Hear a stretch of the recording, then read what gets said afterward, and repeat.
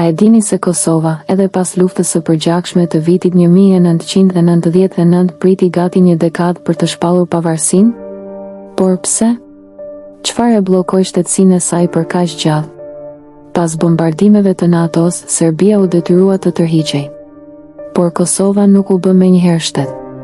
U vendos nën administrimin e OKB-s me misionin UNMIK.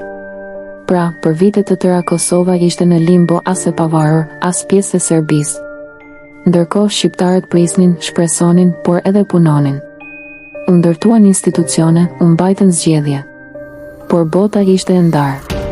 Rusia, si aleate e Serbisë, bllokonte çdo hap në OKB. Pastaj erdhi negociata e famshme në Vjenë. Shpresohej për marrëveshje me Serbinë. Por ajo kur nuk pranoi pavarësinë e Kosovës. Dhe kështu, pas vite të tëra përpjekjesh, në 17 shkurt 2008 më në fund Kosova shpalli pavarësinë. Një moment historik që i dha fund një pritjeje të gjatë dhe një sakrificë të madhe. Por edhe sot lufta për njohje vazhdon. Pavarësia e Kosovës s'ishte dhuratë. Ishte një rrugë e mbushur me gjak, diplomaci dhe qendresë.